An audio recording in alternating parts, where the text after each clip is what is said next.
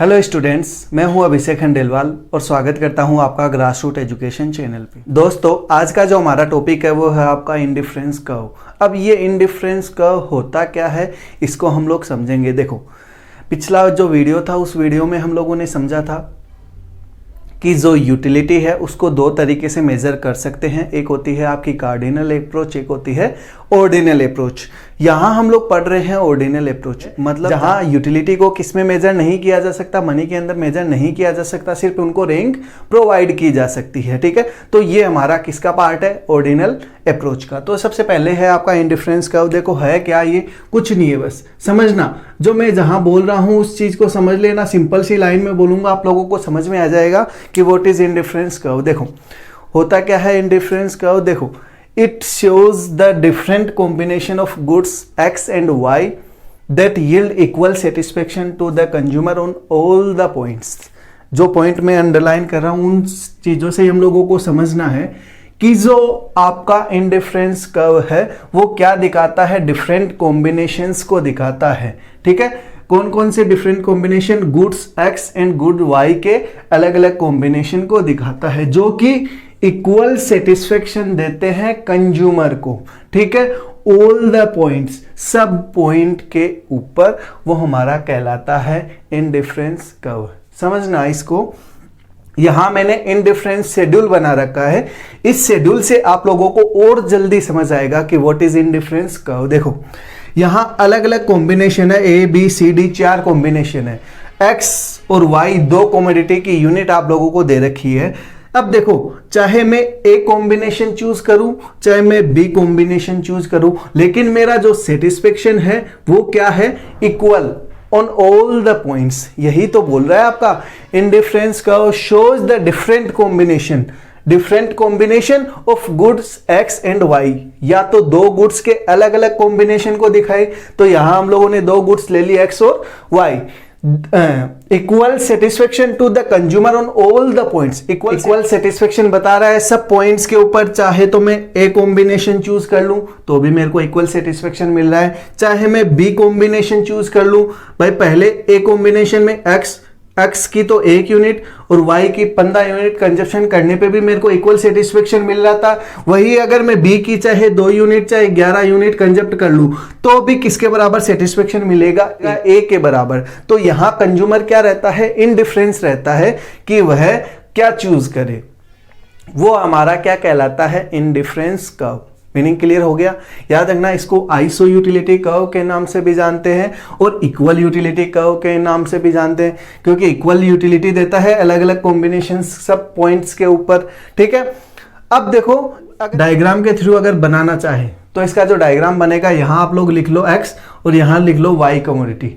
ठीक है, दोनों के कॉम्बिनेशन को देख रहे हैं तो X की कितनी है, 4 यूनिट, तो 1 2 3 और 4। ठीक है, यूनिट्स ऑफ Y की देखो कितनी है, 4, लेकिन यहां हम लोग इसको 3 के गैप से कवर कर सकते हैं। अब देखो सबसे पहले कितना है, 1 पे 15, तो यहां जो आपका पॉइंट है 1 पे 15, तो ये आपका 1 पे 15। फिर 2 पे 11, तो लगभग 2 पे 11। फिर है 3 पे 8, तो ये आपका 3, ये लगभग 8। फिर है 4 पे 6, तो ये लगभग 4 पे 6। तो आपका जो इंडिफरेंस कर्व है वो कुछ इस तरीके से बन गया, आईसी कर्व।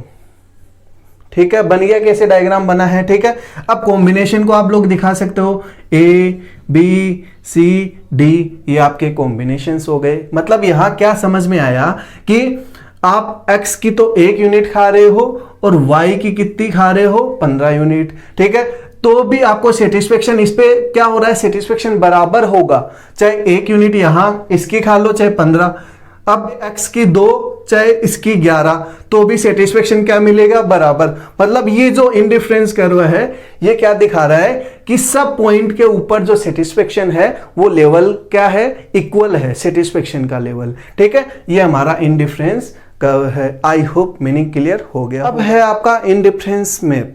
ठीक है, अब ये होता क्या है इसको समझेंगे। देखो व्हाट इज इंडिफरेंस मैप? अगर एक सिंपल सी लैंग्वेज में बोलूं तो ये बोल सकता हूं कि जो इंडिफरेंस कर्व का जो ग्रुप है उसको एक ही डायग्राम पे मैं दिखा दूं तो वो हमारा क्या कहलाता है? Indifference map. देखो मैप कैसा बन रहा है, इस तरीके से बन रहा है। इसी तरीके के 2-3 मैप अगर मैं यहां बना दूं कि IC first, IC second, IC third, तो ये ग्रुप ऑफ इंडिफरेंस कर्व, ठीक है, वो एक ही डायग्राम पे मैंने दिखा दिए हैं, तो वो हमारा क्या कहलाएगा? Indifference map. देख लो, a group of indifference curve shown in a single diagram, किस पे शो हो रहा है? सिंगल डायग्राम पे, is known as indifference map. I hope जो इंडिफरेंस कर्व है उसका मीनिंग आप लोगों का क्लियर हो गया होगा। अब हम लोग पढ़ेंगे अजम्पशंस और कैरेक्टरिस्टिक्स क्या होती है इंडिफरेंस कर्व की। इसके अंदर आपको कोई डाउट है तो आप हमें कमेंट के माध्यम से पूछ सकते हैं। अब है हम लोग पढ़ेंगे कि जो अजम्पशंस है वो क्या होती है इंडिफरेंस कर्व की, और जो कैरेक्टरिस्टिक्स है वो क्या होती है IC कर्व की। तो देखो सबसे पहला दे रखा है द कंज्यूमर इज रेशनल। जब भी हम लोग पढ़ेंगे इंडिफरेंस कर्व तो हम लोग क्या समझेंगे कि जो एक कंज्यूमर है वो रेशनल है, अच्छे से डिसीजन लेता है, या उसको मार्केट का पूरा नॉलेज होता है, वो रेशनल पर्सन होता है। या सीधी सी लैंग्वेज में आप बोल दो कि जो समझदार प्राणी है वो कौन है? कंज्यूमर, उसको सब पता है। फिर a consumer has monotonic preference. अब ये मोनोटोनिक प्रेफरेंस क्या है उसको समझना। मोनोटोनिक प्रेफरेंस का मतलब ये है कि अगर आपके पास 2 गुड्स अवेलेबल है तो जिसकी ज्यादा क्वांटिटी मिल रही हो आप उसको प्रेफरेंस दोगे, तो वो कहलाती है मोनोटोनिक प्रेफरेंस। मतलब कमोडिटी ज्यादा मिलेगी तो ज्यादा सेटिस्फेक्शन, तो वो मोनोटोनिक प्रेफरेंस होती है। फिर price of goods and income of the consumer are given. जो प्राइस है गुड्स की और जो इनकम है कंज्यूमर की वो आप लोगों को दे रखी होगी। फिर there is no change in taste and preference of the consumer. मतलब जो प्रेफरेंस है और टेस्ट है उसमें कोई चेंजेस नहीं होगा कस्टमर की। तो ये इसकी क्या है? अजम्पशंस, जो हम लोगों को लेकर चलनी पड़ेगी। अब हम लोग चलते हैं कैरेक्टरिस्टिक्स की तरफ। तो देखो 4 कैरेक्टरिस्टिक्स मैंने लिख रखी है। अब इनको कैसे भी आप लोगों से पूछा जा सकता है। सबसे पहला है कि जो IC always slopes downward from left to right, कि जो IC कर्व है उसकी स्लोप कैसी होती है? Downward from left to right. यानी हम लोगों ने जो मैप बनाया था वो हमारा मैप किस तरीके से बना था? इस तरीके से बना था। तो ये स्लोप कैसी है इसकी? डाउनवर्ड स्लोप, या लेफ्ट टू राइट। ये हमारा लेफ्ट हैंड है, ये राइट हैंड है, तो ये किस तरफ से? इस तरीके से इस तरफ बन रही है, तो ये हमारी क्या होगी? Left to right. क्लियर हो गया? पहली कैरेक्टरिस्टिक्स आप लोगों की क्लियर हो गई कि जो IC कर्व है उसकी जो स्लोप है वो कैसे होती है? डाउनवर्ड। मतलब ऐसी नहीं हो सकती, ये नहीं हो सकती।